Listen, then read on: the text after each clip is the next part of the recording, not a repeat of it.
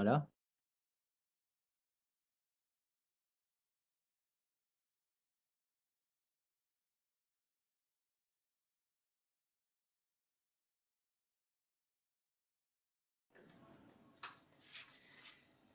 Et comme ça, c'est bon. Voilà, Quentin. On va commencer. Donc, il y a eu un petit couac dans les invitations du service. Donc, on est à 3 là pour ça, mais c'est pas grave, on partagera la vidéo. Donc, fais comme si tu avais une foule en liesse devant toi. Ça va? Allez, on t'écoute. Bonjour. Aujourd'hui, je vais vous parler un peu des scores et des échelles utilisées dans les lettres de gériatrie, surtout les lettres de gériatrie à l'aube. On va plus.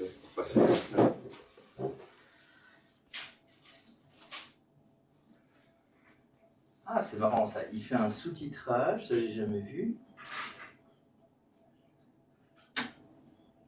Ah, faut cliquer en fait. Bah non, maintenant c'est bon. Voilà.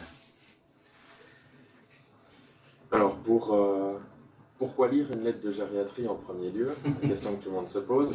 Une bonne question. Donc, je vais citer une célèbre gériatre de l'hôpital qui dit que les lettres de gériatrie sont les lettres les plus complètes de l'hôpital. Et ça permet surtout de bien connaître son patient avant d'aller le voir, ce qui permet d'avoir une meilleure anamnèse et un meilleur examen clinique. Ça permet de le connaître dans ses affections récentes, ses maladies chroniques, ses antécédents, s'il a une insuffisance rénale, des allergies. Ça permet moins d'erreurs. On fait tous des erreurs, mais comme mettre de l'augmentin à un patient qui est allergique à la pénicilline. Mais lire les lettres de gériatrie permettent d'éviter ce genre d'erreurs, les lettres en général d'hospitalisation. Et ça permet aussi d'avoir un projet de soins, de prévoir, voir ou adapter la vie du patient à la sortie de l'hôpital. Alors, quelles informations trouve-t-on dans la lettre de gériatrie qui sont non communes aux autres? L'évaluation pluridisciplinaire et dans la conclusion de la lettre, on reprend ces échelles. Les bilans, donc les échelles et scores, sont presque tous systématiquement réalisés.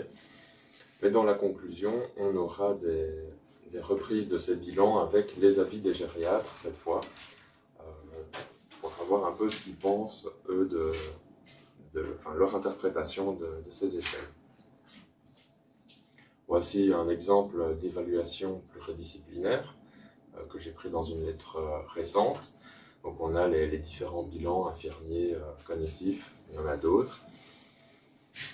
Si le MMSE, je l'ai encadré, il est très détaillé, mais ce détail n'est utile que pour les prochaines évaluations par d'autres gériatres, pas vraiment utile dans d'autres spécialisations. Et ici un exemple de conclusion dans la même lettre, où dans le carré bleu, on reprend les maladies chroniques et les affections courantes du patient, avec une fibrillation auriculaire, insuffisance rénale, etc. Et dans les carrés rouges, une reprise des bilans avec les avis des gériatres sur les prises en charge qui peuvent être adaptées.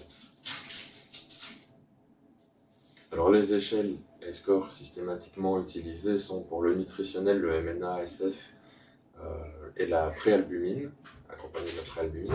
Dans la vie quotidienne, on a les actes de la vie journalière de Cax et les instrumentaux de l'automne. Dans le cognitif, le test de l'horloge, le MMSE et le test de Dubois. Et dans le fonctionnel, surtout le Tinetti, qui est la base du bilan fonctionnel, et parfois le Time Not and Go. Mais c'est surtout les kinés qui décident à ce moment-là de quelles échelles ils vont utiliser après le Tinetti, s'ils doivent aller plus loin. Voilà. Alors pour la nutrition, le MNA short form et la préalbumine. Ici un exemple dans les bilans avec des évaluations des diététiciens. Et en dessous un exemple dans la conclusion que j'avais repris tout à l'heure. Alors c'est quoi? C'est c'est un formulaire qui est recommandé internationalement, qui est utilisé en première ligne dans énormément d'hôpitaux.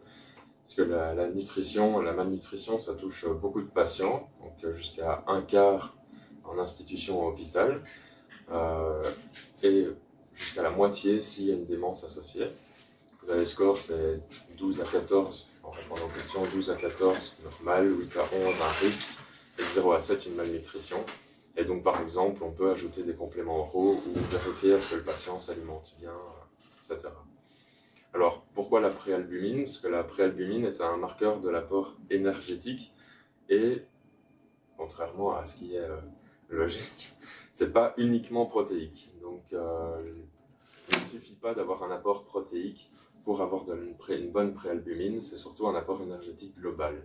Tandis que l'albumine, elle, n'est pas du tout liée à la nutrition, mais elle est liée, c'est un peu comme la CRP, elle est liée à l'avancement de la maladie. Plus la maladie progresse, plus l'albumine chute, et inversement. Si l'albumine réaugmente par après, on peut dire que la maladie régresse. Dans la vie quotidienne, dans le bilan infirmier, donc on a l'échelle de 4, qui est composée de ces 6 domaines: se laver, s'habiller, transfert, déplacement, c'est les actes de la vie journalière, avec 4 scores, qui va de 1 où le patient est capable de le faire tout seul jusqu'à 4 où il a besoin d'une aide totale. Voilà un exemple ici.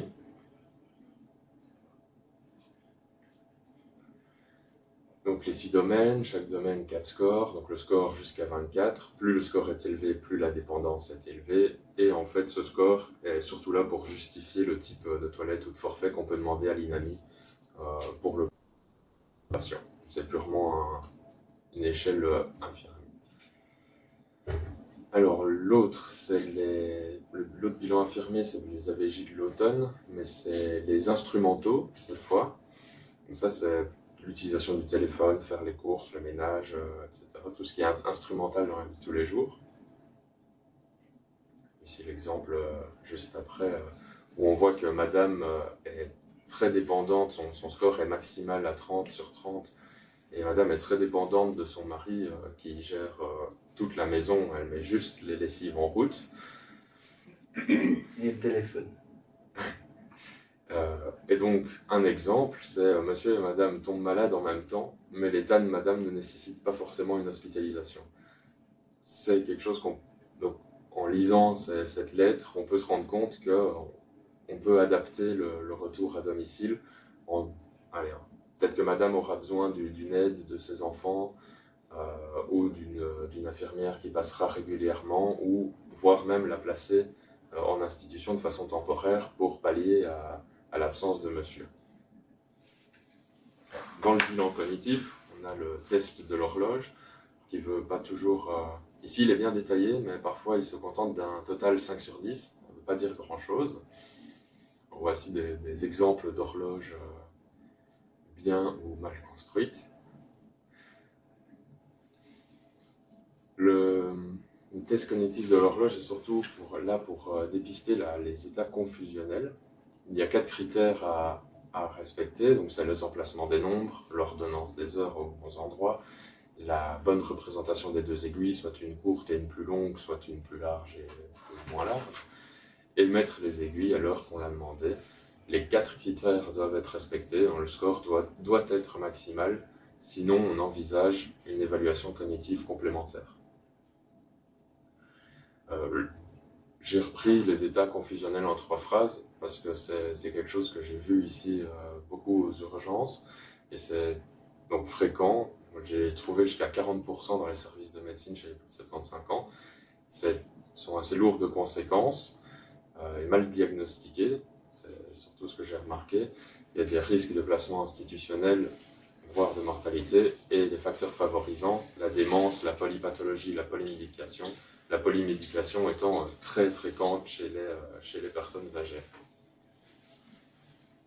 On a le MMSE, peut-être le test le plus connu parmi toutes les spécialités. Donc ici, voilà, le détail n'est pas utile, sauf pour les gériatres pour de futurs retests. Alors, il y a beaucoup d'études sur le MMSE, du coup, qui a une sensibilité OK et une bonne spécificité. Mais les résultats sont influencés par le niveau de scolarité, l'âge, le niveau socio-économique, si le patient vit à domicile ou est placé en institution. Il y a beaucoup de facteurs qui changent le score. Et il y a un effet plafond. Les personnes avec une atteinte légère, mineure, ne sont pas clairement dépistées et il faut parfois mieux aller vers d'autres tests plus sensibles pour les atteintes légères. Bon, les avantages, c'est que c'est très connu dans le monde et donc tout le monde sait un peu de quoi on parle quand on l'utilise. Il est assez rapide à passer et pas très coûteux parce qu'il nécessite 2 feuilles et un bic. Mais voilà, comme j'ai dit, les patients des atteintes légères, il faut parfois modifier le score seuil, voire aller plus loin. Donc en milieu clinique, on dit que 24 sur 30, c'est le score seuil global sous lequel on va émettre l'hypothèse d'une atteinte cognitive. Au-dessus de 27, on va plutôt l'exclure, et entre les deux, on va aller plus loin pour avoir quelque chose de plus sensible aux atteintes légères. Alors, il y a un petit consensus qui dit que si la personne a moins de 8 ans de scolarité ou plus de 85 ans, on ajoute un point au score seuil. Et on peut l'ajuster en fonction du lieu de résidence, donc à domicile ou en institution. Domicile sera plus haut. J'ai demandé l'avis des gériatres ici à l'Aube, et c'est bof. Par contre, on peut l'adapter si la personne vient du domicile et va être placée en institution de longue durée. Là, on pourra adapter le score. Le test de Dubois, c'est un test pour la maladie d'Alzheimer surtout.